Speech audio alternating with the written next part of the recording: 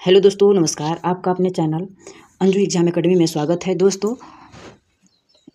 आज हम लोग ऐसे टॉपिक को कवर करेंगे जहाँ से 100% प्रश्न बनता ही बनता है सब परीक्षाओं में, चाहे जीआईएसटी हो, टीजीटी हो, पीजीटी हो, एलटी ग्रेड हो या अन्य शिक्षक भर्तियाँ हों, सभी में यहाँ से प्रश्न बनते ही बनते हैं। दोस्तों, आज कल से एक न्यूज़ वायरल हो रही है जीआईएस परीक्षा को लेकर के, जो 3-4 जून को होने वाली थी, वो 3-4 मई को होने वाली थी, वो 8 जून को होगी। दोस्तों, आप लोगों को और समय मिल गया, आप लोग जुड़ करके अपनी तैयारी को बेहतर बना सकते हैं। दोस्तों, आज हम लोग फाइनेंशियल मार्केट के कंसेप्ट को देखेंगे, उसके बाद एमसीक्यू को देखेंगे, उसके बाद ट्रिक के माध्यम से समझने की कोशिश करेंगे। ये ऐसा प्रश्न है कि 90% यहाँ से प्रश्न बनता ही बनता है, और इस टॉपिक को लोग छोड़ देते हैं, जिससे उन्हें सिलेक्शन लेने में बाधा उत्पन्न होती है। चलिए बिना समय गए अपने मेन टॉपिक पर चलते हैं। पहले देखेंगे वित्तीय बाजार क्या होता है, उसके बाद पूंजी बाजार क्या होता है, मनी मार्केट का क्या होता है, आईपीओ एफपीओ क्या होता है, प्राथमिक बाजार और द्वितीयक बाजार क्या होता है। क्या आपको इन सब में जानकारी प्राप्त करनी है तो आप हमारे चैनल से जुड़ जाइए। और चलिए बिना समय को अपने मेन टॉपिक पे चलते हैं।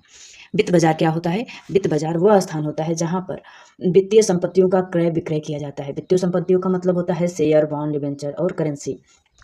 समझने के लिए बताऊं कि वित्तीय बाजार को 2 भागों में बांटा गया है। एक है पूंजी बाजार और दूसरा है मुद्रा बाजार। पूंजी बाजार दीर्घकालीन अवधि के लिए काम करता है और मुद्रा बाजार अल्पकालीन अवधि के लिए काम करता है। पूंजी बाजार में शेयर, डिबेंचर, बॉन्ड, ये सब इसमें कार्य किया जाता है।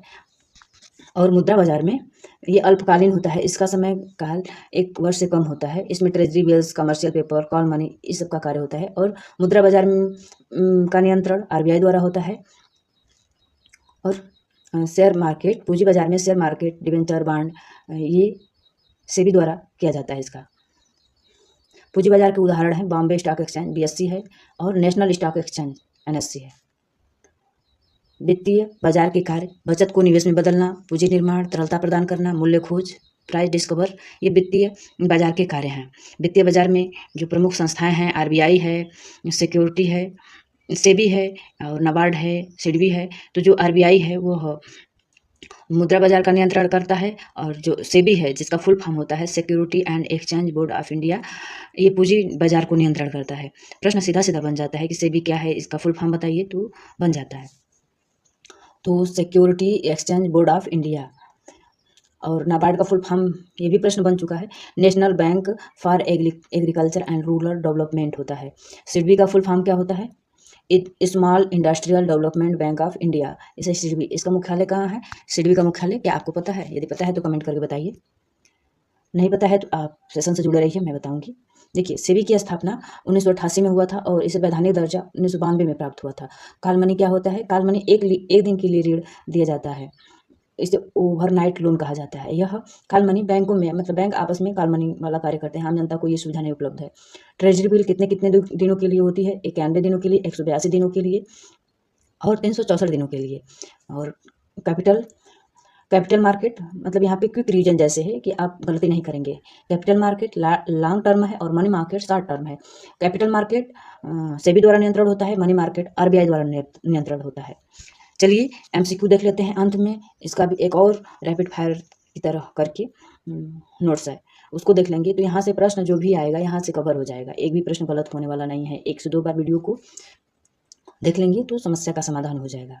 अब बताइए, पूंजी बाजार का संबंध किससे है? अल्पकालीन ऋण से है, दीर्घकालीन ऋण से है, विदेशी व्यापार से है, उपभोग से है? बताइए। पूंजी बाजार का संबंध दीर्घकालीन ऋण से है, यानी लॉन्ग टर्म से है। भारत में पूंजी बाजार का नियामक कौन करता है? RBI, SEBI, NABARD, SIDBI. Option A है आरबीआई, ऑप्शन बी है सेबी, ऑप्शन सी है नाबार्ड और ये सिडबी। तो जो पूंजी बाजार है, कैपिटल मार्केट है, वे सेबी द्वारा नियंत्रण होता है। सेबी का फुल फॉर्म मैं बताई हूँ ऊपर। आप सेबी का फुल फॉर्म पता है तो आप कमेंट करके बताइए। मैं ऊपर बताई हूँ, सिडबी का मुख्यालय लखनऊ है। ठीक, मुद्रा बाजार कौन साधन शामिल नहीं है? Treasury bill, commercial paper, call money, share बाजार। तो जो मुद्रा बाजार है में शेयर बाजार नहीं शामिल होता है, ये पूंजी बाजार का भाग है। कॉल मनी क्या होता है? कॉल मनी 1 वर्ष के लिए लोन और 1 दिन के लिए लोन, इनके बीचों में होता है, बैंकों के बीचों में होता है। इसे ओवरनाइट लोन कहा जाता है कॉल मनी को। सेबी को वैधानिक दर्जा कब प्राप्त हुआ था? सेबी को वैधानिक दर्जा 1992 में प्राप्त हुआ था। प्राइमरी मार्केट क्या होता है? प्राइमरी मार्केट वो मार्केट होता है जहाँ पर देखिए पूंजी बाजार को दो भागों में बांटा गया है, प्राइमरी मार्केट और सेकेंडरी मार्केट। प्राइमरी मार्केट में नई शेयर मतलब नई प्रतिभूति का निर्गमन होता है और सेकेंड मार्केट में पुरानी प्रतिभूतियों का क्रय विक्रय होता है। ठीक, तो प्राइमरी मार्केट में नई प्रतिभूतियों का निर्गमन होता है। आरबीआई का मुख्य कार्य क्या है? शेयर बेचना, मुद्रा नियंत्रण करना, उद्योग चलाना, निर्यात करना। तो आरबीआई का मुख्य कार्य मुद्रा का नियंत्रण करना है। बताइए एनएससी की स्थापना कब हुई थी और एनएससी का फुल फॉर्म क्या होता है? बताइए। एनएससी की स्थापना 1994 में हुई थी। एनएसई का full form national stock exchange. National stock exchange, दो बार बोलिए मेरे साथ, याद हो जाएगा, नेशनल स्टॉक एक्सचेंज। अगला प्रश्न है, भारत में मुद्रा बाजार का नियंत्रण कौन करता है? सेबी, आरबीआई, नाबार्ड, सिडबी। देखिए एक बार और मैं आपको कवर करवा देती हूँ कि जो भुला रहे हैं या भूलने दिमाग में नहीं बैठा है वो दिमाग में बैठ जाएगा। देखिए वित्तीय बाजार दो प्रकार के होते हैं, मुद्रा बाजार और पूंजी बाजार। पूंजी बाजार दो प्रकार का होता है, प्राथमिक बाजार और द्वितीयक बाजार। प्राथमिक बाजार में नई प्रतिभूतियों का क्रय विक्रय होता है और सेकेंडरी बाजार यानी द्वितीयक बाजार में पुरानी प्रतिभूतियों का क्रय विक्रय होता है।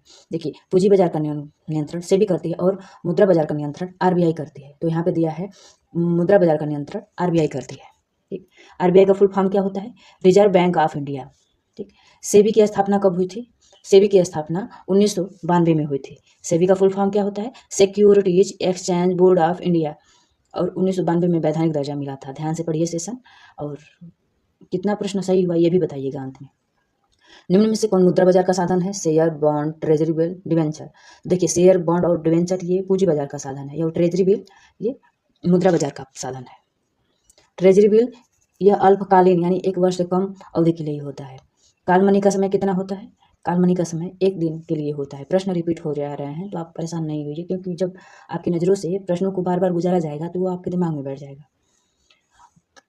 काल मनी को ओवरनाइट लोन भी कहा जाता है। एनएससी की स्थापना कब हुई थी? एनएससी की स्थापना 1994 में हुई थी।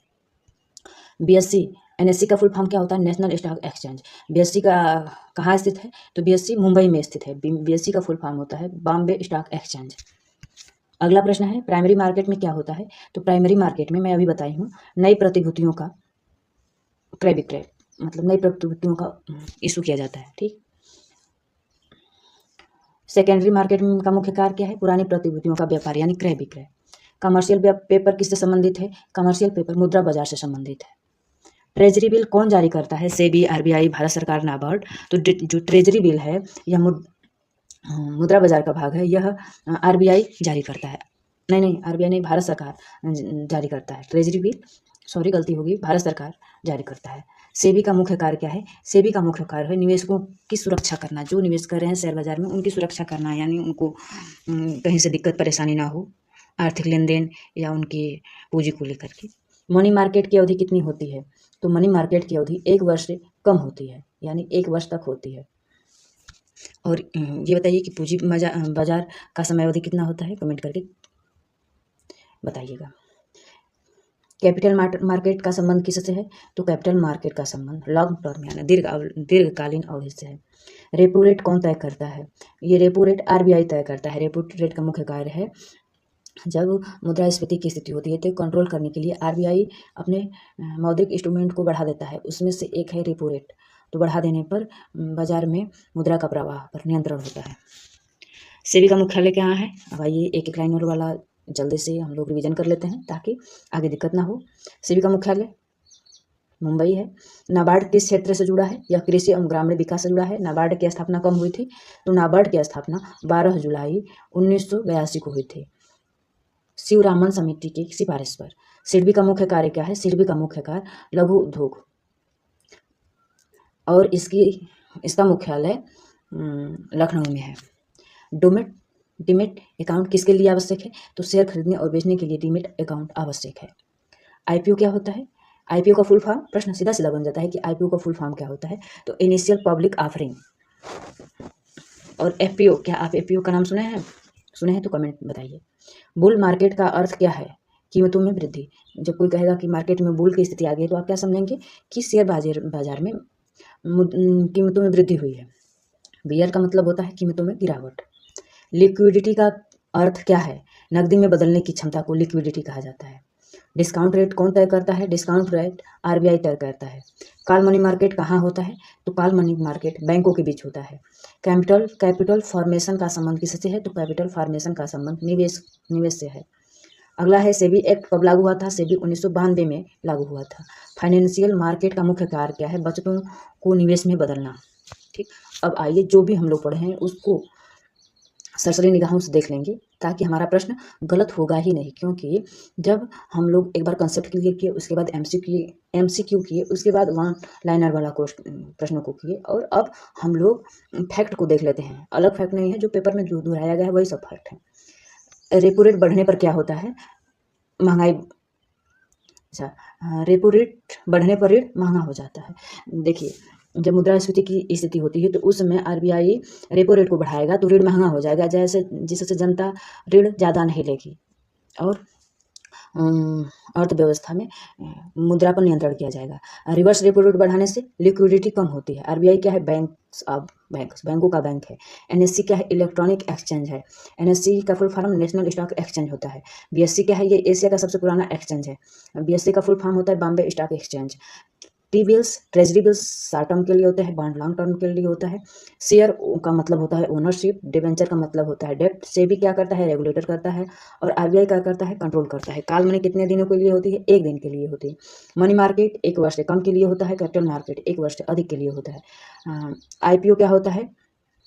फर्स्ट इशू, मतलब पहली बार जब शेयर बाजार को इशू किया जाता है उसे आईपीओ कहा जाता है। एफपीओ जब उसे दूसरी बार इशू किया जाता है उसे एफपीओ कहा जाता है। Further issue, Sensex BSc index को सेंसेक्स कहा जाता है, और Nifty NSC index. Inflation control करता है RBI. Open market operation RBI द्वारा होता है। दोस्तों, ये वीडियो कैसा लगा? अच्छा लगा तो आप लाइक शेयर कमेंट जरूर करिएगा, और बुरा लगा तो भी बताइएगा कि क्या कमी रह गई, ताकि मैं अगला वीडियो में सुधार कर सकूं। और आप लोग किस टॉपिक पे और वीडियो बनवाना चाह रहे हैं कमेंट जरूर करिएगा। Thank you.